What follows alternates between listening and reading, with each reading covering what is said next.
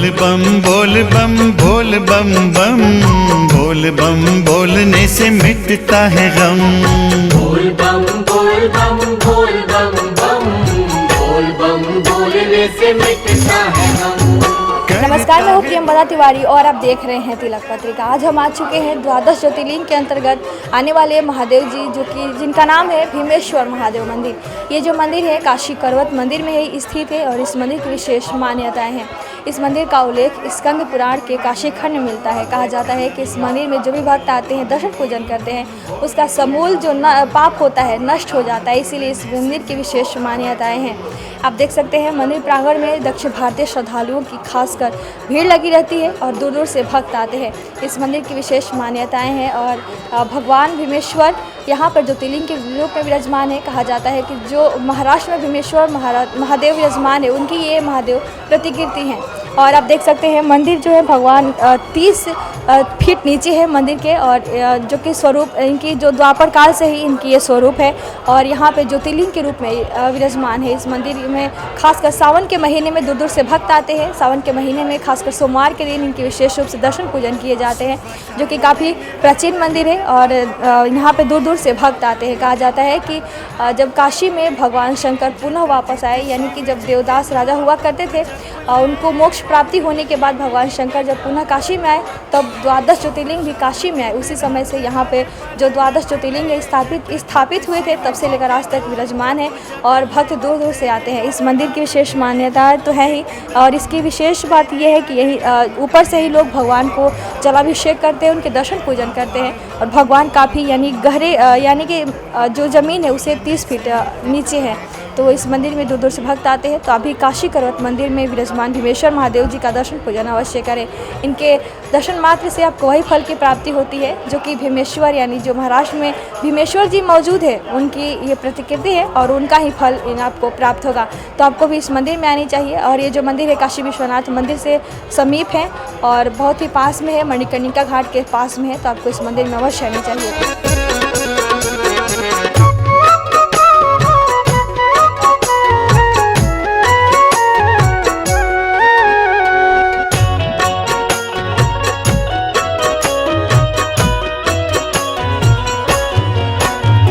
सृष्टि के रचनाकार यही है, सबके ही पालनहार। क्या महत्व है भीमाशंकरेश्वर महादेव जी? भीमाशंकर को काशी में उद्भव हुआ है द्वापर काल में। स्कंद पुराण के अंतर्गत उसका मध्य खंड चतुर्थ काशी खंड है। तो काशी खंड के पुराण में 69वें अध्याय में वर्णन आता है, सप्त गोदावरी तीर्था देवो भीमेश्वर प्रभु, प्रकाशते लिंगरूपी भुक्त्यै मुक्त्यै नृणामिह। और नकुली सात पुरोभागे दृष्ट्वा भीमेश्वरम प्रभुम, प्रकाशते लिंगरूपी भुक्त्यै मुक्त्यै नृणामिह। तो यह 2 श्लोक वर्णन आया है भीमाशंकर का काशी में उद्भव होने पर। और इससे भीमाशंकर मोक्ष लिंग है। यह जीवित रहते भोग की प्राप्ति कराते हैं सेवक को, उसके मृत्यु उपरांत मोक्ष की प्राप्ति कराते हैं। तो भोग और मोक्ष दोनों के प्रदाता भगवान भीमाशंकर हैं। जैसा कि अभी हमने आपको बताया कि पुराण में श्लोक का वर्णन है, उसमें ऐसा वर्णन है कि भीमाशंकर का दर्शन करने मात्र से व्यक्ति के कई जन्मों के संचित पाप कर्म नष्ट हो जाते हैं, उनके दर्शन मात्र से। तो यह महत्व है इनका। और अभी आपने वीडियो से लिया होगा, तो जो वर्तमान का भूमि का स्तर है, इस भूमि स्तर से लगभग 25 से 30 फीट नीचे इनका स्थान अवस्थित है। तो इसलिए नीचा है स्थान की काशी में द्वापर काल में इनका उद्भव जब हुआ, तो उस समय जो भूमि का स्तर रहा होगा, उसी स्तर पर वह ज्योतिर्लिंग विद्यमान है। बाद में बहुत सा भौतिक परिवर्तन हुआ, जिसके कारण से यह भूमि इतनी ऊपर इस क्षेत्र की हो गई। तो वर्तमान से वह 25 से 30 फीट नीचे गर्भगृह है। गर्भगृह में केवल पुजारी ही सेवा के समय त्रिकाल सेवा करते हैं, बाकी समय लोगों को ऊपर से ही सभी को दर्शन पूजन होता है। जी, यह शास्त्रीय नियम है हमारे यहाँ सनातन धर्म में। गर्भगृह में पुजारी को ही प्रवेश है, इसलिए वैसी नियम के अनुपालन में हमारे यहाँ वो परंपरा आज भी ऐसे ही चल रही है। इस मंदिर में आयोजन कब होती है विशेष रूप से? नहीं, विशेष आयोजन तो जितने भी हमारे धार्मिक तिथियां पड़ती हैं वह विशेष होती हैं, प्रतिमास होती हैं, प्रति उसमें होती हैं। ऐसे वार्षिक विशेष में आप लीजिए तो जैसे सावन के सोमवार हैं, श्रावण की मास शिवरात्रि है, और रंगभरी एकादशी होती है, रंग उत्सव देवताओं का जो एकादशी बोलते हैं, होली से पूर्व में 4 दिवस उसको रंग उत्सव मनाया जाता है। महाशिवरात्रि का विशेष पर्व होता है। महाशिवरात्रि पे मंदिर में यह परंपरा है कि यहाँ हमारे यहाँ रुद्र चंडी यज्ञ होता है। 11 दिवस का वो महोत्सव मनाते हैं। महाशिवरात्रि का महोत्सव 11 दिवस का मनाते हैं। और सामान्य दिनों में मंदिर में दर्शन करने का समय सुबह 6:30 बजे मंदिर भक्तों के लिए खुलता है। रात को आरती से सेवा आरती त्रिकाल सेवा विधान है हमारे यहाँ। तो मंगला होने के बाद में तब जो है मंदिर खुलता है भक्तों को दर्शन के लिए। फिर मध्याह्न आरती होती है और रात्रि में सायंकालीन जो मध्य की। तो ऐसे त्रिकाल सेवा का विधान है यहाँ सेवा के समय। काशी करवत इस स्थान को इसलिए बोलते हैं कि हमारे यहाँ सनातन धर्म में 7 मोक्षपुरियों का वर्णन है, जिसमें अयोध्या, मथुरा, माया, काशी, कांची, अवंतिका, पुरी, द्वारावती चैव सप्तैते मोक्षदायिका। तो ये 7 मोक्षपुरियों का जो वर्णन है उसमें काशी प्रधान है। काशी में सद्य मुक्ति भगवान शिव स्वयं प्रदान करते हैं और जीव मात्र को प्रदान करते हैं। बाकी मोक्षपुरियों में मनुष्य और ऋषि मुनि इन लोगों का वर्णन आता है। काशी में वह समान रूप से सभी जीव को 84 लाख योनि का कोई भी जीव हो, सभी को एक समान भगवान शिव मुक्ति प्रदान करते हैं। इसलिए मोक्ष नगरी में काशी प्रधान है। तो प्रत्येक मोक्षपुरियों में ऐसी परंपरा थी प्राचीन काल से कि लोग मोक्षपुरियों में मोक्ष की प्राप्ति के लिए मरना चाहते थे तो प्राणदान करते थे लोग। सभी मोक्षपुरियों में अलग अलग प्रथा थी। और भी इसके मोक्षपुरियों के अलावा भी हमारे यहाँ सनातन धर्म में ऐसी प्रथाएं रही हैं कि लोग मोक्ष के लिए इतने उत्कंठा होती थी कि लोग जो चतुर्थ उनका भाग होता था जीवन का, उस चतुर्थ भाग में वह सभी जिम्मेदारियों को पूर्ण करके ऐसे मोक्षपुरियों में प्राणदान करते थे लोग। तो उस क्रम में यहाँ काशी में करवत की विधि बोलते हैं। करवत बोलते हैं, हिंदी का ही शब्द है। करवत बोलते हैं आरा को, लकड़ी काटने का जो आरा होता है जी, तो उस आरे को करवत बोलते हैं। तो काशी में आरे से शिरच्छेद करके लोग प्राणदान करते थे, ऐसी परंपरा थी जी। द्वापर काल से यह परंपरा थी। सत्यनारायण व्रत कथा में वर्णन आता है, यह इसका रेवाखंड से आती है। सत्यनारायण व्रत कथा हमारे पुराण में स्कंद पुराण का ही अंग है रेवाखंड। जैसे काशी खंड है वैसे एक रेवाखंड है। रेवाखंड में कथाएं वर्णित हैं। तो रेवाखंड में सत्यनारायण व्रत कथा के 5वें अध्याय में वर्णन आता है, धार्मिक सत्यसंधस्य साधु मोरध्वजो भवत देहार्धम क्रकचै छित्वा दत्वा मोक्षमवापः।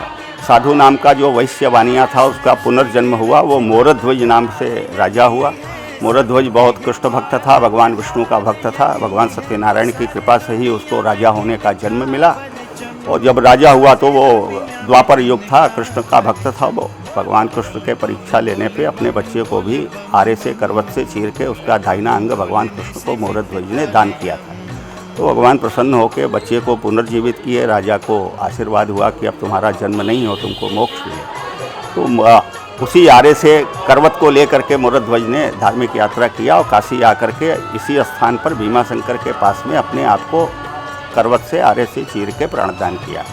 तभी से यह परंपरा आरंभ हुई काशी में और स्थान का नाम, मंदिर का नाम काशी करवत प्रसिद्ध हुआ जी। तो लगभग 300 साल पहले तक यह प्रथा, ऐसा श्रुति है कि 300 साल पहले तक यह प्रथा काशी में विद्यमान थी। और यह मूल कारण इसका यह इसलिए होता था, जैसा कि हम लोगों को अपने पूर्वजों से श्रुति है, गुरुओं से, कि तीर्थ में निवास नहीं करते थे। निवास नहीं होगा तो सहज रूप से मृत्यु उपलब्ध नहीं कर पाएंगे। काशी में भी ऐसा था कि जो अभी आप वर्तमान स्वरूप देखते हैं काशी का, ऐसा काशी थी नहीं। जो काशी, प्राचीन काशी का वर्णन है उसमें जो है यहाँ बहुत सी नदियाँ हैं, तीर्थ हैं, सभी हैं, पौराणिक स्थान हैं, सप्त सागर हैं, यहाँ बहुत सी नदियाँ हैं। पंचनद तीर्थ बोलते हैं, पंचगंगा घाट पे है। उसके अलावा गोदौलिया जो क्षेत्र है उसको गोदावरी तीर्थ होता था।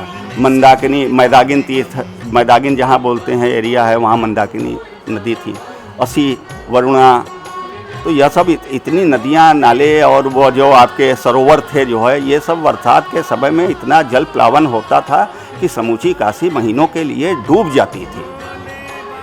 इन सब बहुत से कारणों से, और धार्मिक क्षेत्र है, ऐसी धार्मिक मान्यता है कि समूची काशी ही एक शिवलिंग है। तो उस शिवलिंग पे लोग जो है यहाँ निवास नहीं करते थे, लोग आते थे दर्शन पूजन अपना धार्मिक कृत्य करके यहाँ से फिर वापस लौट जाते थे। काशी की जो परिधि है, जिसको पंचक्रोशी यात्रा मार्ग बोलते हैं, उस पंचक्रोशी यात्रा मार्ग पर लोग निवास करते थे। ये अपना दैनिक जो है वो नित्य कर्म काशी के बाहर करते थे और दर्शन पूजन और धर्म कार्य के लिए काशी में प्रवेश करते थे, वापस लौट जाते थे। तो जब काशी में लोग, यह तो क्षेत्रीय लोगों के लिए है, लेकिन जो आदमी बाहर से कोई आते थे मोक्ष के लिए, उनको यहाँ निवास साधन नहीं होता था। तो बहुत से कारणों से ऐसा परंपरा हुआ था। बहुत जगह ऐसी परंपरा थी, प्रयागराज में भी यह परंपरा थी, मोक्ष के लिए लोग प्राणदान करते थे। वहाँ अक्षय वट के नीचे में बड़ी चिता जला के सामूहिक रूप से लोग उसमें कूद के आत्मदाह करते थे, इसलिए कि प्रयाग तीर्थों का राजा है, मृत्यु होगी तो मोक्ष होगा। भगवान जगन्नाथ का रथ निकलता था तो पहियों के नीचे लोग अपने सर डाल देते थे कि भगवान के रथ से हमारी मृत्यु होगी तो हमको मोक्ष होगा। ऐसे ही श्रुति है कि सरयू नदी में अयोध्या में भगवान राम ने जब प्रयाण किया पृथ्वी से, तो जल समाधि ले ली, सरयू में चले गए। तो यह परंपरा उसके बाद से वो त्रेता में उन्होंने ले लिया। तो त्रेता से यह परंपरा जो है अयोध्या में थी कि लोग सरयू में जल समाधि ले लेते थे मोक्ष के लिए। तो यह ऐसी बहुत सी परंपराएं थी। सन 1829 में राजा राम मोहन राय और लॉर्ड विलियम बेंटिंग के समय में जब यह सती प्रथा बंद हुआ, आत्महत्या कानून बना, उस समय से इस प्रकार की जितनी भी प्रथाएं पूरे भारतवर्ष में अन्य धर्मों में भी थी। जैसे एक उदाहरण के लिए है, जैनियों में संथारा की प्रथा थी, लोग मोक्ष के लिए जो है यही मुक्ति के लिए करते थे संथारा। योगी लोग जो है जीवित समाधि ले लेते थे, वो प्राणायाम और योग के बल से अपना प्राण छोड़ देते थे, त्याग कर देते थे, जब वो चाहते थे तब प्राण त्याग कर देते थे। तो यह सब प्रथाएं उसी समय से समाप्त हो गई उसके बाद से। और काशी का जो निर्माण आप वर्तमान स्वरूप देख रहे हैं, लगभग 300 से 350 साल पूर्व इसका संरचना दोबारा हुआ है। जब मंदिर में तो पूरे सनातन धर्मी कहीं से भी पूरे विश्व से आते हैं लोग जी। हाँ। शिव जी के नाम को तू जप ले, तेरे हर गम का ये हल एकदम, तेरे हर गम का ये हल एकदम। बोल बोल बम बोल बम बोल बम बम, बोल बम बोलने से मिटता है गम। बोल बम कैमरा पर्सन दीपक गुप्ता के साथ मैं प्रियंका तिवारी, देखते रहिए तिलक पत्रिका।